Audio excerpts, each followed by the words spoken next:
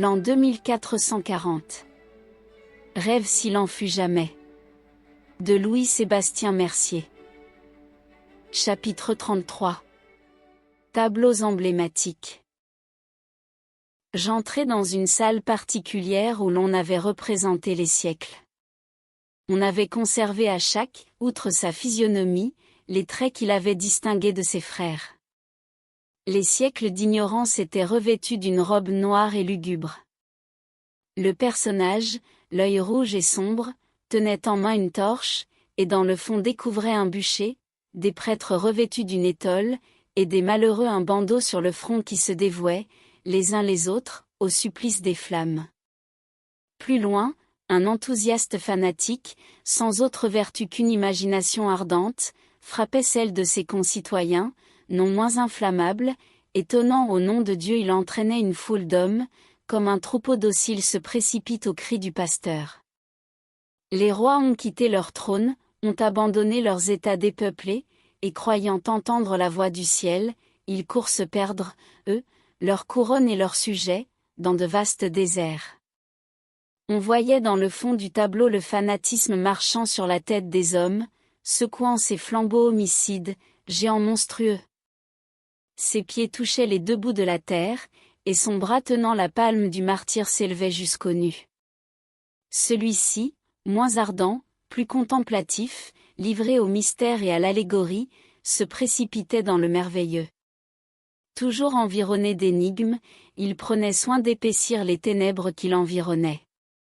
On voyait les anneaux des platoniciens, les nombres des pythagoriciens, les vers des sibylles, les formules toutes puissantes de la magie, et les prestiges tour à tour ingénieux et stupides qu'a créé l'esprit humain.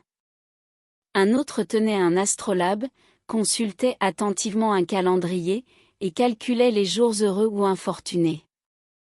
Une gravité froide et taciturne était empreinte sur sa physionomie allongée, il pâlissait de la conjonction de deux astres.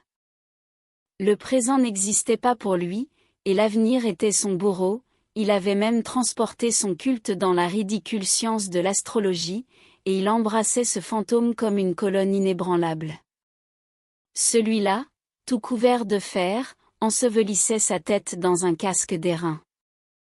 Revêtu d'une cotte de mailles, armé d'une longue lance, il ne respirait que les combats particuliers. L'âme de ces héros était plus dure que l'acier qui les couvrait. C'était le fer qui décidait les droits, les opinions, la justice, la vérité. Dans le fond on distinguait un champ clos, des juges et des héros, relevant le vaincu ou plutôt le coupable. Tel autre personnage paraissait d'une bizarrerie extrême, architecte barbare, il bâtissait des colonnes, sans proportion avec la masse qu'elles soutenaient, et chargé d'ornements ridicules. Il prenait tout cela pour une délicatesse de travail inconnue aux Grecs et aux Romains. Le même désordre régnait dans sa logique, c'étaient des chicanes perpétuelles, des idées abstraites. On avait représenté dans le fond des espèces de somnambules, qui parlaient, agissaient les yeux ouverts, et qui, plongés dans un long rêve, ne devaient la liaison de deux idées qu'au pur hasard. Je repassai ainsi tous les siècles en revue, mais le détail en serait ici trop long. Je m'arrêtai un peu plus longtemps devant le 18, lequel avait été jadis de ma connaissance. Le peintre l'avait représenté sous la figure d'une femme. Les ornements les plus recherchés fatiguaient sa tête superbe et délicate. Son cou, ses bras, sa gorge étaient couverts de perles et de diamants, ses yeux étaient vifs et brillants, mais un sourire un peu forcé faisait grimacer sa bouche, ses joues étaient enluminées. L'art semblait devoir percer dans ses paroles, comme dans son regard, il était séduisant, mais il n'était pas vrai. Elle avait à chaque main deux longs rubans couleur de rose, qui semblaient un ornement, mais ces rubans cachaient deux chaînes de fer auxquelles elle était fortement attachée. Elle avait cependant les mouvements assez libres pour gesticuler, sauter et gambader. Elle en usait avec excès, afin de déguiser, à ce qu'il me semblait, son esclavage, ou du moins pour le rendre facile et riant.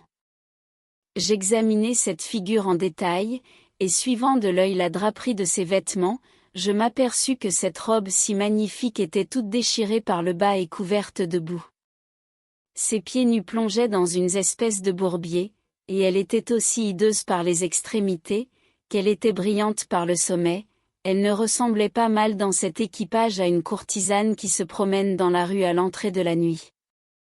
Je découvris derrière elle plusieurs enfants au teint maigre et livide, qui criaient à leur mère et dévoraient un morceau de pain noir. Elle voulait les cacher sous sa robe, mais à travers les trous on distinguait ces petits malheureux. Dans l'enfoncement du tableau on discernait des châteaux superbes, des palais de marbre, des parterres savamment dessinés, de vastes forêts peuplées de cerfs et de daims, où le cor résonnait au loin. Mais la campagne à demi cultivée était remplie de paysans infortunés, qui, harassés de fatigue, tombaient sur leurs javelles. Ensuite venaient des hommes, qui enrôlaient les uns de force, et emportaient le lit et la marmite des autres. Le caractère des nations était aussi fidèlement exprimé. Aux couleurs variées de 1000 nuances, à la fonte insensible du coloris, au visage triste, mélancolique, on reconnaissait l'Italien jaloux, vindicatif. Dans le même tableau son visage sérieux disparaissait au milieu d'un concert, et le peintre avait saisi merveilleusement cette facilité de se transformer avec souplesse, et comme d'un coup d'œil. Le fond du tableau représentait des pantomimes, faisant des grimaces et autres gestes comiques. L'Anglais, dans une attitude plutôt fière que majestueuse, placé sur la pointe d'un rocher, dominait l'océan et faisait signe à un vaisseau de s'élancer au Nouveau Monde et de lui en rapporter les trésors. On lisait dans ses regards hardis que la liberté civile égalait chez lui la liberté politique.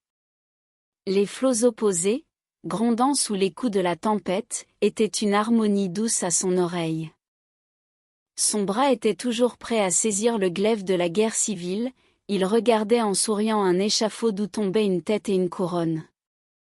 L'Allemand, sous un ciel étincelant d'éclairs, était sourd aux cris des éléments. On ne savait s'il bravait l'orage ou s'il y était insensible.